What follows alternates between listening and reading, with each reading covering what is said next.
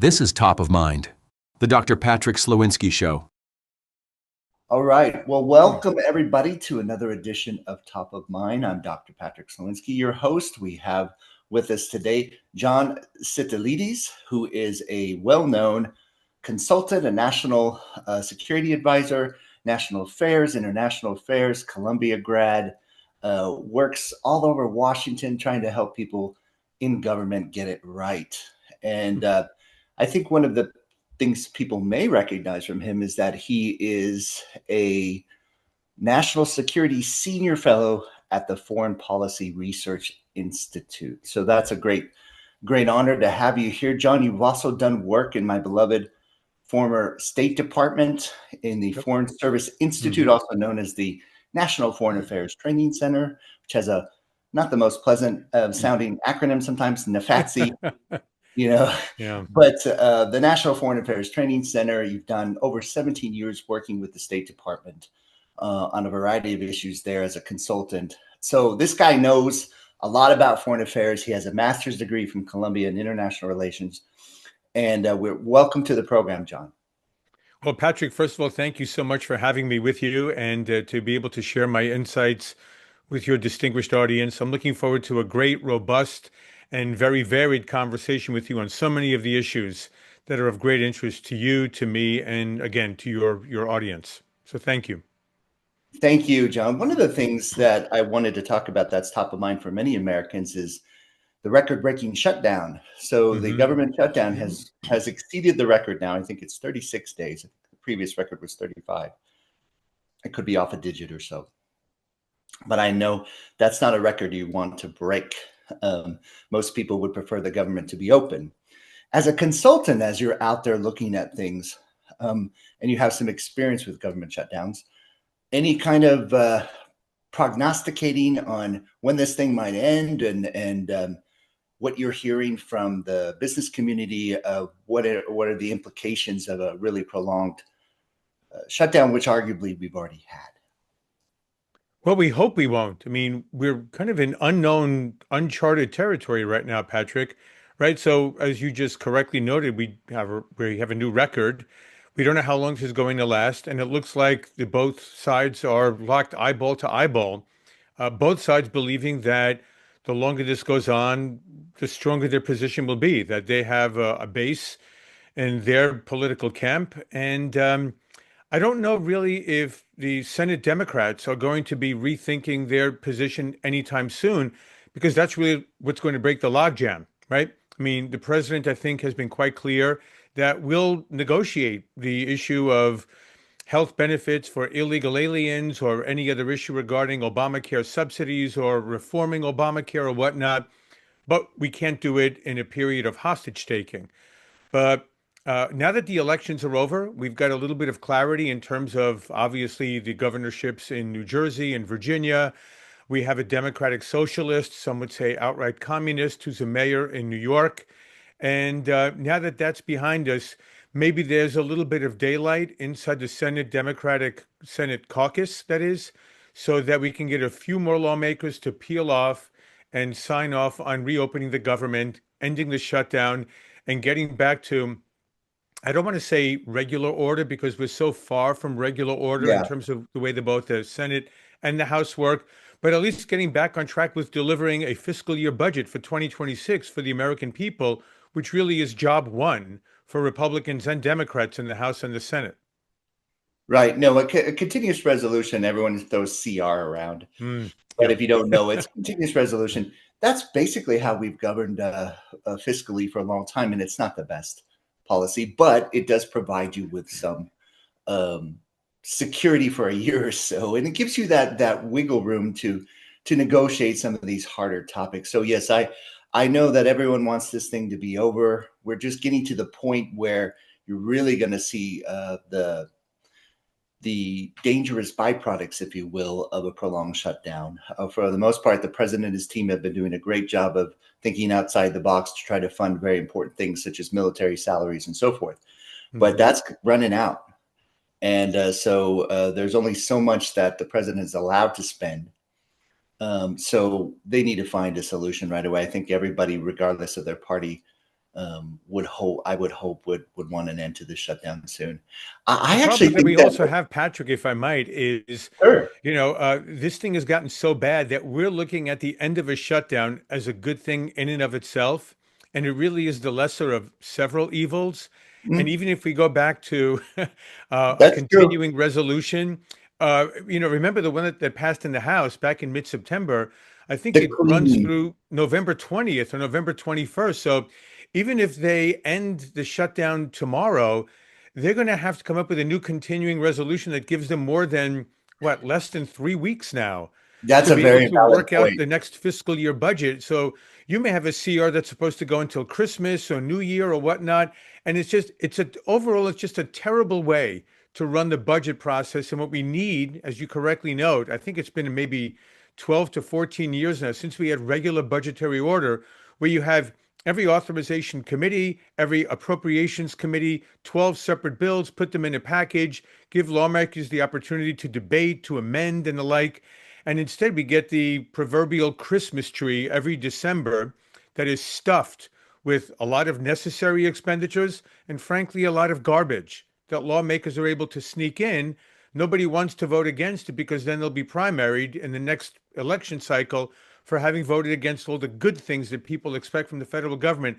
So it's just disastrous every which way, but at least we get out of the current abyss and No, go to you're the right. next bad level, a la Dante's Inferno almost, from a legislative and fiscal process. No, I think you're right.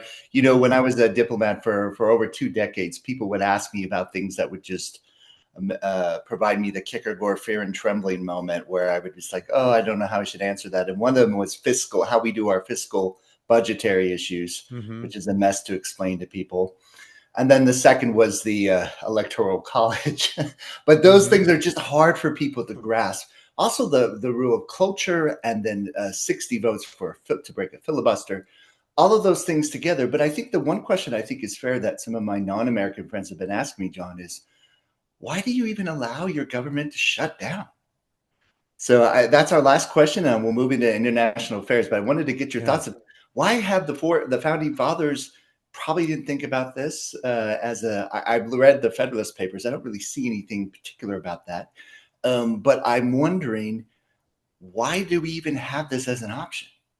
That's a great question. And you're right. I mean, I probably need to review my civics and see what, if anything, was in the Federalist Papers, or frankly, when was the first so-called government shutdown, and what was the sort of legal and sort of constitutional argument for and against.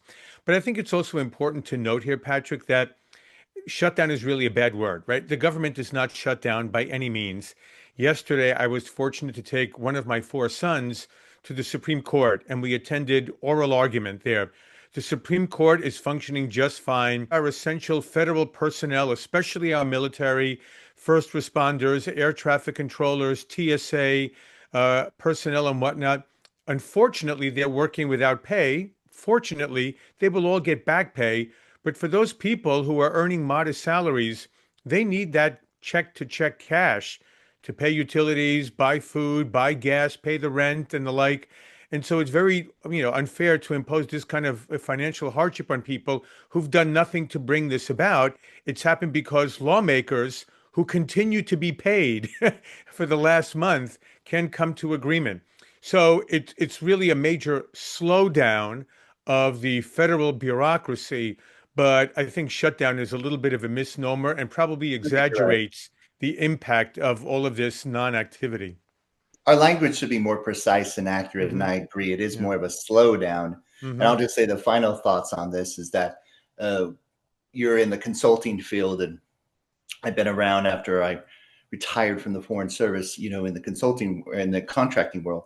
And contractors, if their contract hasn't expired yet, they're getting paid until they wouldn't, right? If they Mm. reach that spot where their contract is up for renegotiation and they're unable to do that, then they're not going to get paid. And I'm just saying that in terms of Northern Virginia, who elected a sweep of Democrats last night. Hmm. Um, Lots of contractors and federal employees here that tend to donate, at least about last time I looked at data, about 93% of this area that we have in terms of political donations lean Democrat. That's Hmm. 93% the last time we checked that data. And although those people are here working and keeping Nova and parts of Maryland and DC running. So Hmm. regardless of, like I said, regardless of one's political views, this slowdown, if you will, needs to end, and we need to get back to the people's business. So with that, on the people's business, the president's been very busy, despite the shutdown. He's been, welcomed, I think, genuinely in most of the places he went, including Asia, especially in Hmm. Asia. Malaysia was the most interesting one for me. I happened to just catch the president of Malaysia talking about that he was actually convicted and put into prison. And then he turned over to President Trump and said, "They almost got you too." And then there was just a moment of levity, but then it made me Yeah. think, are we joking about this? Where have our politics gone across the world? And some countries are more nefarious for not really having how would I say, a very transparent rule of law. But man, we've got some issues at home. But ask you what I ask all of my international affairs and national security experts on the program is, how is the president's plan for peace through strength going? And what could he do better? What hasn't he not? What has he and his team maybe they could think about?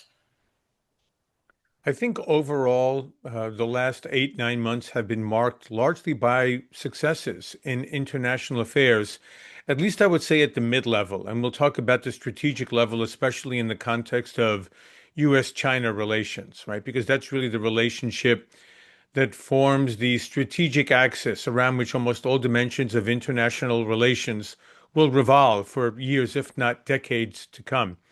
But the president is very proud of what he considers to be a successful record of, I think, 7 or 8 wars, maybe they're not outright wars, but conflicts or prolonged disputes that he's helped bring to an end or to resolve. And he keeps talking about the ninth one that gets away, and that's the Russian invasion of Ukraine. And I give him great credit for continuing to try to do so. I was on an interview earlier today with a European journalist who criticized the president for failing to achieve a peace between Russia and Ukraine. And I said, well, no one in Europe is lifting a finger to do this, right? At least he's giving it a shot. And he may not succeed. He may succeed. But if you don't try, right, you can't accomplish anything.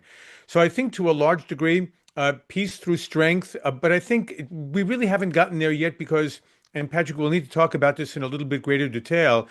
Our military has tremendous will to achieve its ambitions, to achieve its objectives. But frankly, it's a hollowed out military in so many ways. And so the capacity is lacking. And I think Secretary Hegseth is doing his best to try to rebuild capacity so they can achieve the lethality they believe they need to actually carry out peace through strength. Because if you don't have lethality, you don't really have strength, at least from, a kinetic or military perspective. But peace through strength, I think let's transmogrify that, as they used to say in Calvin and Hobbes, to economic prosperity through commercial strength. And I think that's pretty much at least to date. And we'll see what happens with the Supreme Court ruling on the IEEPA national emergency powers that President Trump has assigned himself here. But President Trump has certainly leveraged every country's overwhelming wish to access the vast and wealthy American consumer market to either tear down non-tariff barriers, to recalibrate trade with important trading partners like China, like the European Union, very important countries and global supply chains and the like.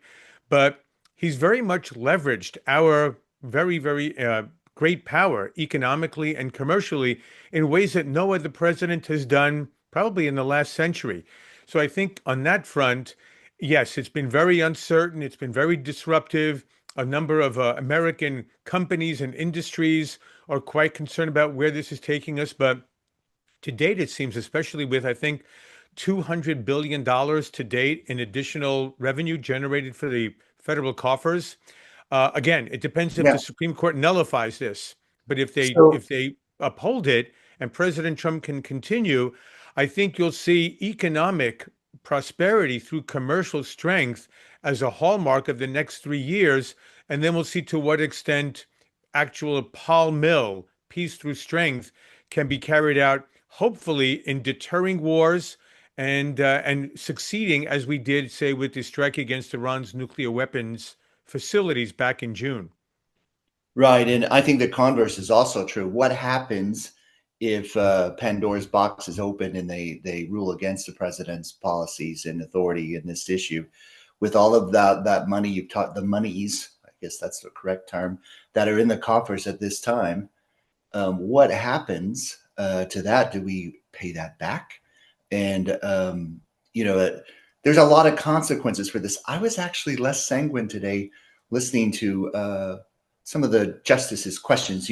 It's kind of fun. You were at the Supreme Court, listening. It's kind of interesting to see, to listen to, because for me, I was just listening. I couldn't see any facial expressions or anything. I don't know. I think one justice in particular of the female persuasion questions concerned me. And I'm a little bit concerned about that. I think you and I may have read the same reports. I wasn't there for today's, Patrick. I was there for I apologize. two esoteric, sort of less impactful, meaningful, of course, to the plaintiffs and defendants. But I was there yesterday. But yeah, I think we read about Justice Neil Gorsuch and Amy Coney Barrett, who were asking more probing questions. But again, this is a lot of tea leaf reading. Let's see what happens. We have no idea. We're not even sure if we're going to get a single or simple majority, I should say. We might get split decisions. We might get a 5-4, and the 5 may be 3 of one persuasion and 2 of another that lean in one direction, but can be interpreted differently by the Department of Justice and the White House itself.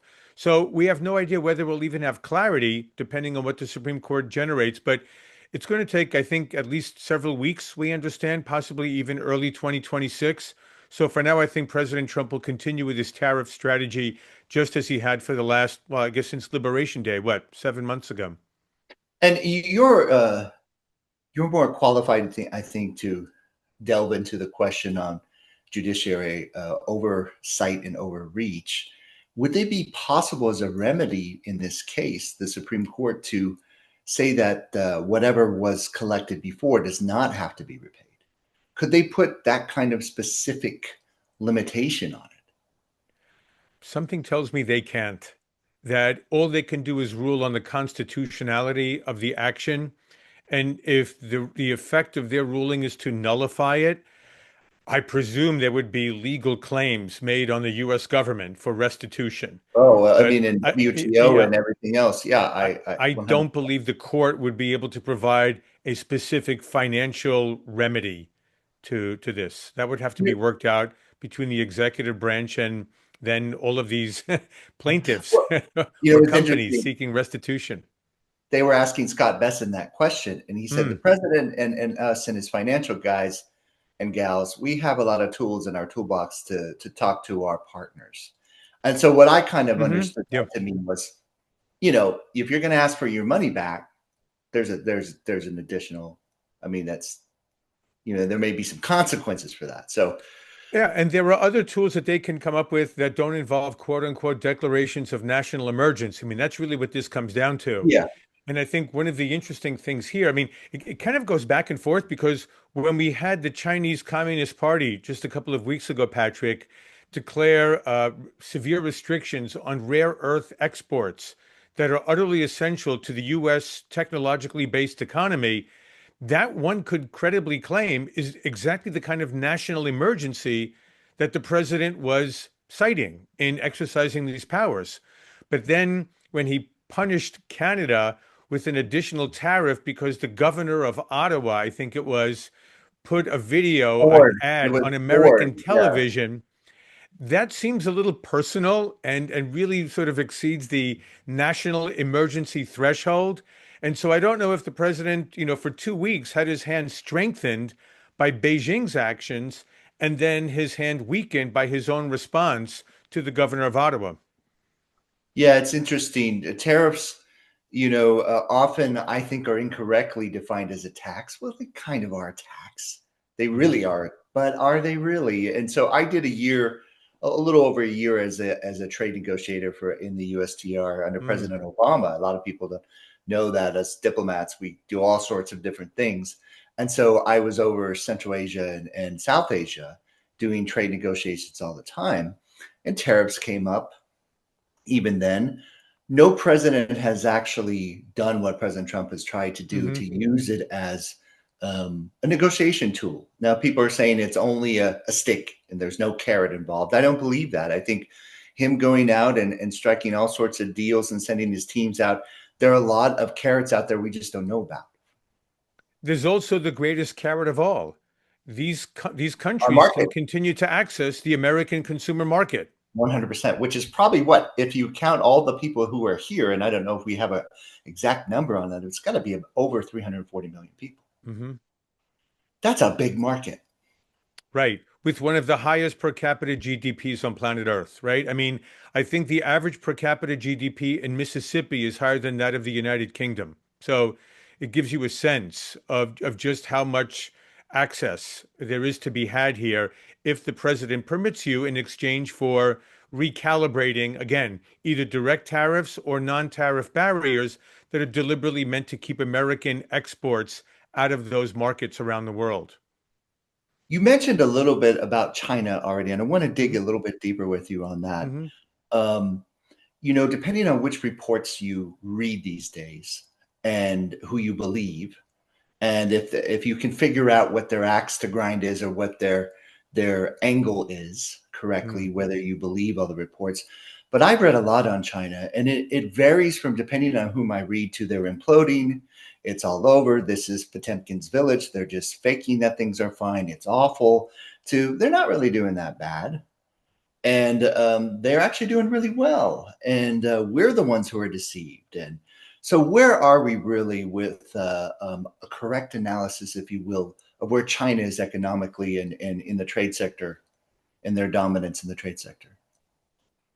Look, it's not a secret that China has become an industrial colossus on the world stage. And a lot of that, looking back, really can be laid at the feet of American politicians, Republicans and Democrats, starting with the Clinton administration, right in the glow of the end of the Cold War and the sense of quote unquote the end of history. And every country was basically on the march towards some type of free market, liberal capitalist system like we enjoyed in the US that led to our prevailing over the Soviet Union. So I think we got a little bit too high on our own success. And we thought that since China was going to be reascending, and I want to emphasize this, Patrick, sometimes I think we're a little bit too ahistorical here in the US. And certainly your colleagues in the State Department over the years who are China hands know very well that for almost 2,000 years, China was the largest economy in the world until the mid 19th century when they encountered the British Empire and then Imperial Japan. And it was what I think Xi Jinping today calls the century-long humiliation. But they were always going to reascend to become a great economic power. But I think the strategic foolishness on the part of Americans, again, in retrospect, I want to be fair here, because most of us had hoped that China would become a quote unquote responsible stakeholder in the US-led international trading system. And I think we completely misunderstood the determination of I wouldn't call them communists, it's more of a Leninist party, the Communist Party in power, but they're really more Leninist and Marxist, to maintain absolute grip, absolute power over every lever of government, economy, military, society, education, and the like within the People's Republic of China. So it started under President Clinton, it was codified under President Bush 41, and China took up this astonishing economic growth rate at some point, double digits in the early aughts, and now stabilizing at a mere 4 to 5%, while we're struggling to get to 3% here in the US. So, no, China is an industrial and economic colossus in its own right. But whether some of the internal problems may lead to a collapse, I just think in many ways forecasting can be a very dangerous and a very foolhardy business. And you have a number of prognosticators that for 15, 20 years have been telling us that China's collapse is around the corner. And you would think at some point, humility would overtake hubris. But That's the forecasting business, I presume. I take China very seriously every day of the year, and I work on the assumption that we're going to be dealing with China as the so-called pacing threat economically, militarily, diplomatically, and technologically for years, if not decades to come. And I will be the happiest person in the world if tomorrow the Chinese Communist Party collapses, as did the Communist Party of the Soviet Union Christmas 1991, I believe it was. But I'm not betting on that. And so I'm going to be dealing with China very seriously as a very serious competitor and determined to overtake the US as a world power by 2049 because they say so publicly. Yeah. I take leaders at their word. And they've said so publicly. China will become a world-class power in 2049, and they believe the US is leading the West in long-term decline, and the rest of the world is on the ascent to be led by communist China. They say so openly. No, I see that. And I Mhm. think dangerous flirtations with communism and socialism, that always gets me a little nervous. My family's from Poland. I know yours is from Greece. You speak Greek. I speak Polish. So we have strong diaspora roots. And when I was a younger lad living in Poland, right at the end of communism in Poland, in the beginning of democracy in Poland, man, I can tell you, um, even at the very end of it, you didn't want to live in that. And I did. And I Mhm. struggled just to get normal things, even though I had money. Things were not easy. Everything was extremely difficult. And I don't know if our good friends in New York City uh, really should be flirting too much with these ideologies that they don't really understand, especially the younger folks who, that's another thing as an academician and an educator. Hmm. I can't believe how poorly we have not taught our younger people about the Soviet Union, about communism, about all of the threats. They don't understand it. They don't know what it is. If So I I might want you to offer give us a this, couple thoughts on that. well, yes, very much so. Poland unfortunately suffered under decades of horrific communist rule from the mid 1940s until the end of the Cold War, I think 1989, 1990. Yes. But most people have no idea that Greece was actually the battlefield for the first kinetic front of the Cold War in the late 1940s. And it was Joseph Stalin that wanted warm water access for the Soviet Union into the Aegean Sea by capturing northern Greece, if not the entire country. And so there were actually two civil wars inside of Greece between the communists and the royalists in the early 40s. And then after the end of the war, they resumed their civil war against the government in the late 1940s. And that's where the Truman Doctrine was born and the Yeah. Marshall Plan to rebuild countries like Greece and Turkey, Greece that had been utterly ravaged, first by the Nazi occupation and then by the communist civil war. Turkey, because it was a complete economic backwater country in the 1940s, but those two countries together, and this is where we get into a little bit of geopolitics, right? When we talk about not the complexity of international relations, as the term is often misunderstood, Patrick, but literally the impact of geography and of physical and natural features on political decisions. Greece and Turkey together bottled up the Soviet Navy and the Soviet Air Force in the Black Sea, so it could not access the Aegean Sea, the Mediterranean Sea, and then transit to the Atlantic through Southern Europe. So this is why the NATO alliance was so important in expanding in the early 1950s to include Greece and Turkey. But again, to my earlier point, the first actual battles between East and West in the Cold War were fought in Greece in the late 1940s. So my own family knows very well the hardship that the communists would impose on people.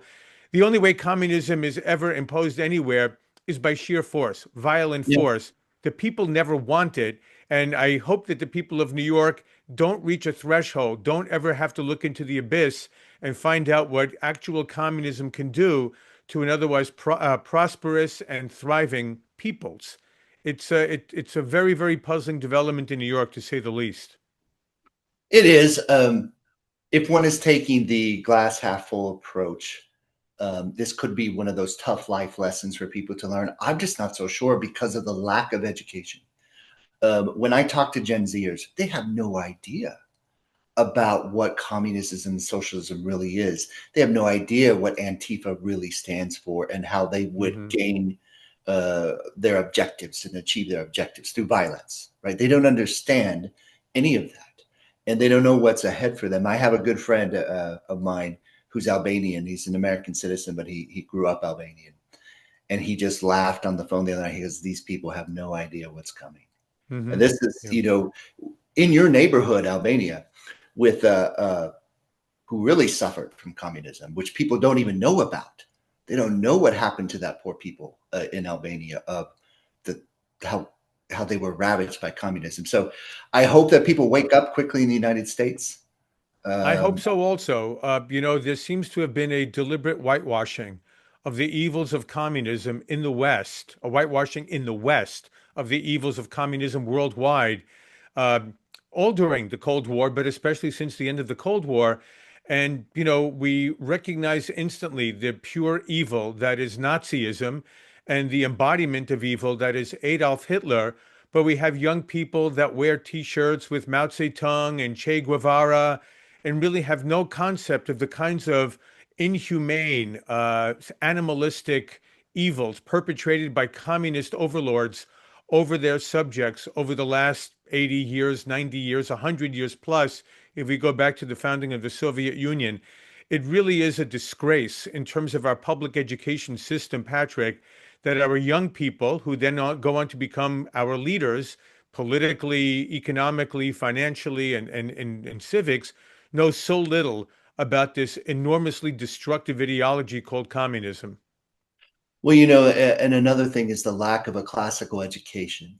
You can have a really rich classical education without indoctrinating people in particular Hmm. politics. Right. I think St. John's is one of the few that still does it, Hmm. that I know of. But there's so few of them that actually teach the classics, that teach Latin, that teach Greek, that teach. I learned Latin as a kid, Roman Catholic growing up. I know you're Orthodox. Um, you don't have much of an option.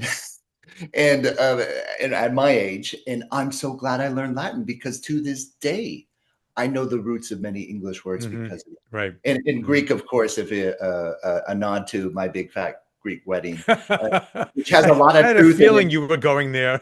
So many roots that it's such a great movie, and I Uh, actually connected with the cultural aspects. Being very Polish people are very close knitted in their families too. mhm. That's why Poland has done so well. Is because they've stayed together through horrible tragedy, Right. and the Greeks as well.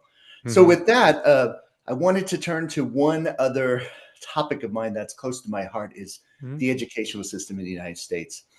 We've already talked about a few things that they need to get right, bring the classics back, bring things back. I think tenure is one of the most evil things out there. It could be a great thing for professors, but it's not anymore. It's been abused. It's been a way for these really dangerous policies and theologies and ideologies to get into the educational system and then create these young people who have these horrible ideas and they don't Hmm. understand why they do. I remember the joke growing up when I was getting my first PhD years ago, and that was, Patrick, what's the difference between a professor with tenure and a terrorist? And I thought, oh, that's a horrible joke. You can negotiate with the terrorist, right? And that's a scary punchline. But I'm at a Indeed. university right now where, as an adjunct, where we do not allow tenure for that reason. We people need to stay there on their merits and they can leave if they're going to introduce things that are against the mission of that university. Of course, it's a private religious university, but tenure has been dangerous. Having tenure the last 100 years at our greatest universities has created a cadre of socialist, communist, nihilist activists in my mind. Not all of them, of course. There are some wonderful scholars out there that are objective and they keep politics out of it and they teach what they're supposed to teach. But a lot of them are not doing it. So I wanted to get your thoughts on, is there even a way now with the commercialization of education to even claw back the traditions that were so revered in the past and they're not anymore? Patrick, I like to remind myself that I know what I know and I know what I don't know. And I really do not know academia very well. That's a I good thing. will I will say one thing though, as it pertains to tenure, and this is just me, a private citizen on the outside looking in, but with four sons that have either graduated college or my youngest one is still in college. We all want the very best for our sons and daughters, for the young people of America, whether they choose to go to college or to go into the trades or go into a vocation or whatever they do, right? Anything that brings honesty and integrity to whatever work one does. But when we're talking specifically about college, I think tenure may have been a wonderful concept years and decades ago when there was a shared professional sense of adherence to promoting, like sort of like you referenced now, so the classical ideals, right? So that a college education wasn't simply a linear path to a particular career, but it taught young people how to think, not what to think, but how to How think, to think. and how to use education to attain higher understandings of beauty and truth and goodness and justice, right? As opposed to ideologically riveted education today, and sort of uniformly from one side of the political spectrum. If you at least had a diversity of opinions, right, like true diversity, right, diversity of thought, then I think you could say something for maintaining tenure. But it seems to me that the larger direction of university training of our young men and women has become so skewed and so distorted since really the 1960s that, like anything else, if it doesn't work anymore, then try to find ways to fix it, to reform it. And maybe that's where tenure is no longer the ideal that it was 100 years ago. Well, and the only thing I can think of is I think a lot of them are well-meaning and they believe that their calling extends beyond the Hippocratic Oath. I often told people that professors should have the same Hippocratic Oath. Do no harm. Do not introduce your personal opinion into Mm, teaching. But they do it well, anyway because they think that by not telling people which ideology that young people they should follow, that they are doing harm by omitting the information. But they're really often they're activists in sheep's clothing. And I wish professors were not that way. And clearly, right. I know tons of them that are not. But I've Of met course. enough in my own experience, especially on the East Coast schools, that they do have a platform and kind of a free pass with that tenure to kind of just have carte blanche, if you will, to say what they want with very few repercussions and the impact they have on our young people. People were surprised to see all these young people just going out and saying very anti-Semitic things. I was not shocked at all because I've heard that out of the mouth of professors from tenure from the Hmm. East Coast and from the West Coast and from certain schools in particular. But I digress a little bit. John, it's been amazing just talking to you about a whole bunch of things that are things we'd like to see fixed in our country. But I still get up every day and I'm grateful when I say my prayers and I read my Bible that Hmm. I live in the country I live. Is it perfect? No. Was it ever perfect? No. It's still an experiment from our founding fathers that we're trying to get right. And I wouldn't trade it for anything else. It's hard right now. So I wanted to get your closing thoughts on, where you see our country in the next few years and what steps need to be taken to keep the principles the founding fathers wanted us to keep.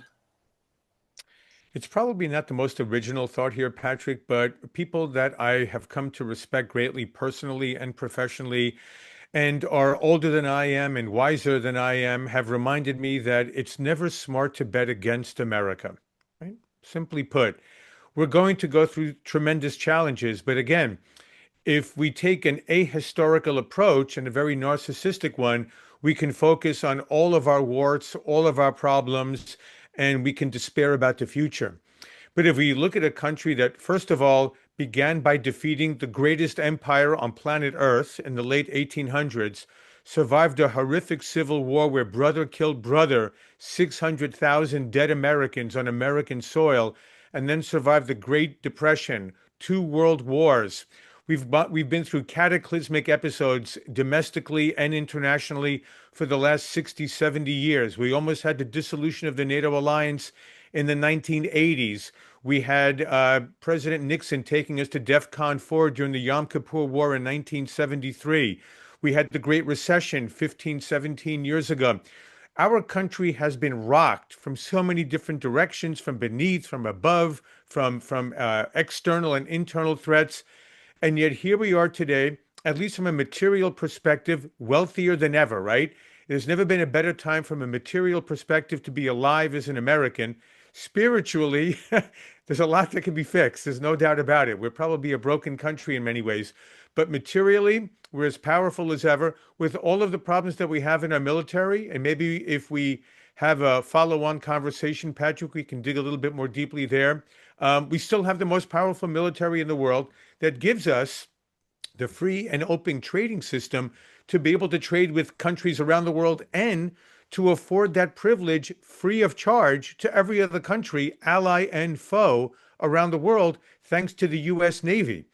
So we're economically dominant, we're militarily dominant, we remain technologically dominant, especially in the field of AI, which is going to shape the future of quantum computing and robotics and so many of the frontier technologies that we see in the years and decades to come. And we're also energy dominant. So we're able to withstand many of these geopolitical shocks to our economy, to diplomacy and whatnot, because we're not dependent on the Middle East or other external sources for our energy that we need to feed our country and to power our economy. So, yes, do we have problems? Of course we do. We're all fallen men and women, very, very imperfect. But as you correctly noted, we strive towards perfection without ever achieving it, but we remain the greatest country on the face of the earth today, and I'm very confident for many years and decades to come.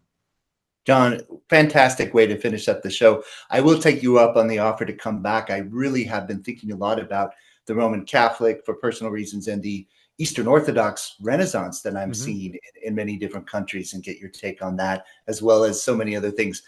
To our audience members, it's been a great conversation with my new friend, John Sitalides, the Greek American and just a great overall thinker, loves erudition, and not necessarily an academician himself, but definitely knows a lot, particularly about international affairs. John, you're welcome on the program anytime. You've provided a great conversation this evening. Let's do it soon, Patrick. Thank you so much. And thank you again for having me and allowing me to share some of my perspectives and insights with your distinguished audience. I very much appreciate it. Thank you. In a world full of noise, clarity is power. Stay informed, stay aware, stay top of mind.